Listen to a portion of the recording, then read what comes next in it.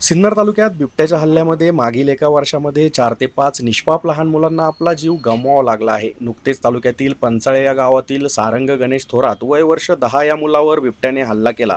यामध्ये मुलाला आपला जीव गमवावा लागला। असाच हल्ला शेजारी खडंगळी गावातील शिवसंपत बोस वय वर्ष 6 यांच्यावरती हल्ला झाला, परंतु आजीसोबत असल्यामुळे जीव वाचला। तसेच रात्रीच्या वेळी शेतकऱ्यावरती वारंवार हल्ले होण्याच्या घटना घडत आहे। त्यामुळे तालुक्यामध्ये भीतीचे व दहशतीचे वातावरण खूप मोठ्या प्रमाणात आहे। सदर नरभक्षक बिबट्या पकडण्यासाठी वडनेर दुमाला नाशिकच्या धर्तीवरती तात्काळ रेस्क्यू ऑपरेशन टीम राबवणे फार गरजेचे आहे। तसेच असे हल्ले रोखण्यासाठी कायमस्वरूपी उपाययोजना आवश्यक आहे। तसेच बिबट्यासाठी आवश्यक पिंजरे शासनाकडून उपलब्ध होणे गरजेचे आहे। तरी आपल्या स्तरावरती या नरभक्षक बिबट्याच्या कायमस्वरूपी बंदोबस्त करावा या संदर्भात सिन्नर वन विभागात उपस्थित राहून निवेदन देण्यात आले। मंगळवार दिनांक 9 सप्टेंबर रोजी तहसीलदार व वनपरीक्षक अधिकारी आणि वनसंवर्धन पश्चिम विभाग नाशिक यांना निवेदन देण्यात आले।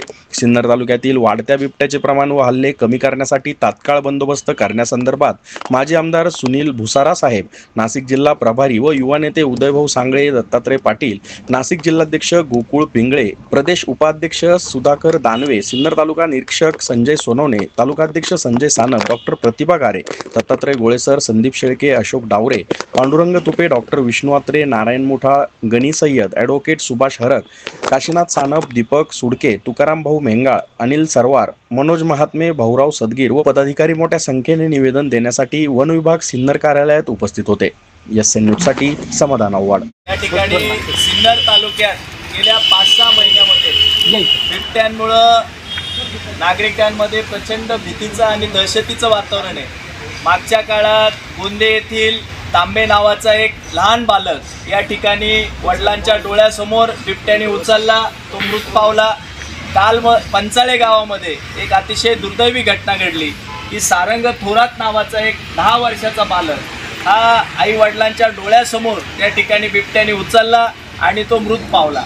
गेल्या 5-6 महिन्यामध्ये सिन्नर तालुक्यामध्ये जवळजवळ 4 ते 5 बालक हे मृत पावलेले आणि म्हणून लोकांमध्ये प्रचंड भीतीचं आणि दहशतीचं वातावरण आहे। आज आम्ही सर्वजण राष्ट्रवादी काँग्रेस पक्षाचे सर्व सहकारी आदरणीय माजी आमदार भुसारा साहेब असतील, जिल्हाध्यक्ष पाटील साहेब असतील, गोकुळ नाना असतील, तालुका अध्यक्ष असतील, आम्ही सर्वजण या ठिकाणी वन विभागाच्या या अधिकाऱ्यांना आम्ही निवेदन करतोय की आपण लवकरात लवकर याचा बंदोबस्त केला पाहिजे।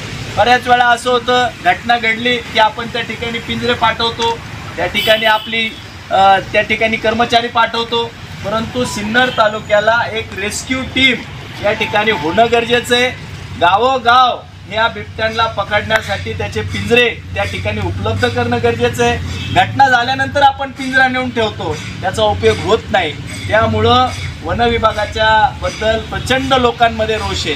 खरं म्हणजे साहेब, स्थानिक अधिकाऱ्यांचा दोष नाही, परंतु वरिष्ठ अधिकाऱ्यांनी यांना यंत्रणा उपलब्ध करून दिली पाहिजे आणि आमचं निवेदन हे आपण द्या, नाहीतर आम्ही हे वन विभागाचं कार्यालय पुढच्या काळामध्ये याला आम्ही सर्वजण ताळा ठोकून देऊ। जर त्याचा उपयोगच नसेल तर त्याचं करायचं काय? मग सगळेच वन विभागाचे अधिकारी एका पिंजऱ्यात आपण ठेवून देऊ, म्हणजे वरिष्ठ तरी दखल घेतील। आणि म्हणून आपण या निवेदनाची दखल घ्यावी हे आम्ही आमच्या नेते मंडळाच्या वतीने आपल्याला निवेदन देतो।